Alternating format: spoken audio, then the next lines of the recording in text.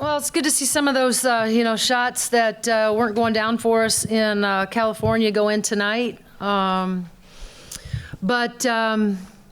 Assists were up 24, only 8 turnovers against a team that pressed most of the night. Did a good job on the boards, still, to be quite frank, not very happy with us. How we're performing on the defensive side of the ball. I think we have to be so much better. I think it starts with our transition. I think we lack communication right now. We lack an urgency. We lack just being aggressive, more aggressive. It's been frustrating.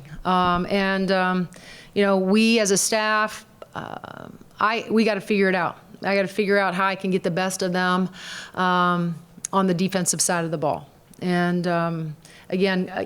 glad we won and put some points up on the board, but to give up 79 points, I know the last one banked in, but I thought from a performance standpoint, if I had to grade us defensively, I'd give us a C, a solid C. Questions for Coach? Mike. What's Sydney's status? Did she just kind of, on that layup, she seemed to kind of land awkwardly? Well, apparently she is dealing with a hamstring. We felt like if we could sit her, that was probably the best thing to do. If we needed her, I think she probably would have gutted it out. No one said. Felt like with Yarden, if we could keep Yarden out of foul trouble and use Jules, to eat up some of those minutes, I'm glad we were able to do that so we could sit her, because that's one of those injuries that linger if you're not careful. And how beneficial is it to play maybe a unique team like that where, they're pressing the whole time and they're running? I mean, I know you weren't thrilled about defensively, but just, to have that different look, is that a good thing for a team? I think it's always a good thing to, have to match up with teams that give you different looks and, score the ball the way that they do, especially from outside the arc. They put a lot of pressure on you. Just in our preparation, watching, them play against Arkansas, they go into halftime and I think they're down 20 and they come out and shoot, make 9 threes and it ends up being a 3-point loss. But that was one of my concerns, is that if they get hot, they're more than capable of knocking down, threes from beyond the arc. That's always concerning when, right now, like I said, we're not covering up the 3-point line as well as we need to. And that was part of the scouting report. Teri, obviously after Sunday's game, there is a lot to be said about offensively getting back on brand. I think that stuck out to me is you shot 50% or better in each quarter. Mm-hmm. What impressed you the most about the offensive side of the ball? Well, again, I think it was great to see, because look, we had a lot of really good looks at Stanford. They just didn't go down, and like you watch Sarah tonight. What is she? She ends up being 2 for 6. It felt like she hit more shots than that. But Yarden, hit some shots. Chloe, stepped up, and it felt different. I think anytime that Mac can get going. I think her teammates, there's a not less pressure, but I think that there's a comfort there, knowing that Mac is being able to score the ball a lot easier than.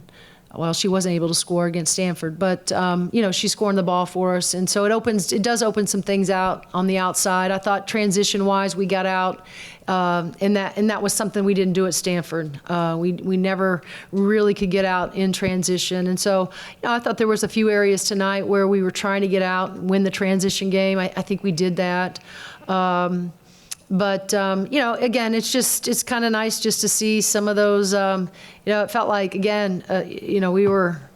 It was really hard to get any of those shots, whether they were inside the arc, outside the arc, to fall at Stanford. And so just to see some of those go in tonight, was good. But my concern, again, is still the defensive side. Lou and Natalia. Coach, I asked Mackenzie if you use the Stanford game at all in the preparation this weekend. She says you call it a bounce back game. Right. And yeah. use it? And my other question related to that is when you were sitting on the bench at the beginning of the game and it got away from you so quickly in California, what was your reaction to saying, oh my, I can't believe I'm seeing this? Or Well, I think for us, as I said to the kids, I think all eyes are on a team, especially when you've had the level of success that we've had, and then you take a hard loss like that. Out on the West Coast, I think there's all eyes are on us in terms of how we recover. I always tell them, it's not what happens to us, it's how we respond to what happens to us. And so, I just made sure that, it is a bounce back, having bounce back ability. It's recovering because, we needed to, it was a long week for us. Anytime you lose like that, the best remedy is to get back on the court as quickly as you can. And so it was sort of a long week for us to have to wait till Friday to play. And so, I think I was interested to see how we would respond. But I also had confidence in how we would respond. How I felt, Lou, during the Stanford game, you just want to try to help them as much as you can. You want some of those shots to go down, just a few of them, because if they do, the game looks a whole lot different. And, the halftime score could have been different if some of those early shots would have gone down. We were getting open shots. I think Tara would, tell you that, if she had anything to complain about in that game, it was them defensively. She felt like we got too many open shots. They just didn't go down for us. And you have games like that. The best have games like that. We've seen a lot of upsets here in the last couple weeks, teams that are highly ranked, that have lost. And, one I think that just says a lot about our game right now, the women's game and the parity and just how many good teams that are out there. And, I've always said the polls mean nothing. They don't mean anything, till you get to the end of the season. And, there's seeding. Obviously, that matters for the tournament and whatnot. But, the early prognosticators that try to figure out who's number 1 and who's number 9 and who's number whatever, I don't worry about that stuff. Our kids don't worry about that either. Our focus is just trying to get a little bit better inside of every game. Talia, let's go.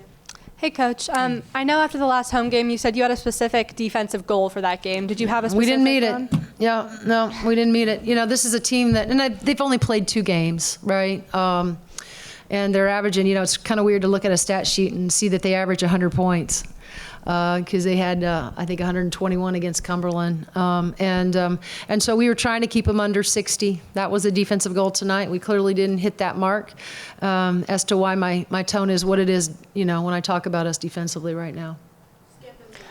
Coach, congratulations on the Thanks, win. Skip.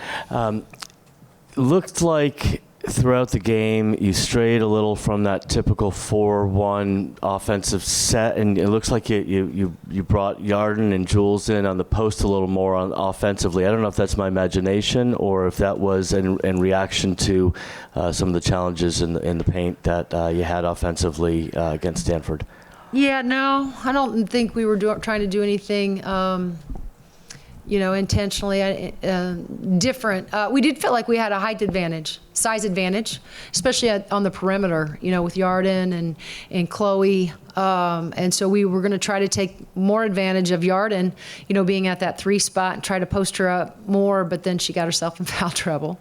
And so we couldn't, when she came in, and then Sid was having, she struggled with her hamstring. So Yarden played majority of her minutes at the 4 spot tonight, which we could easily post her up at the 4 spot as well.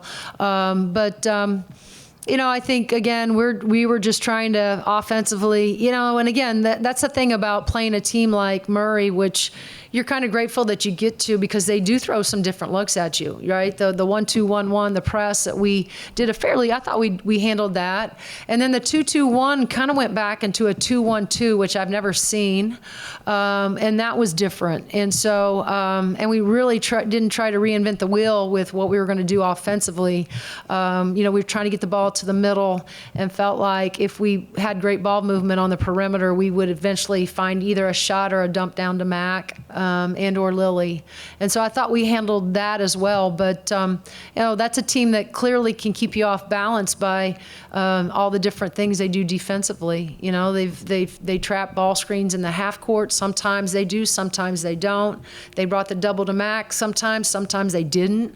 And so, give them credit for really, I think, junking it up defensively and really making us have to execute. You only had eight turnovers, so clean game for us as far as decision making.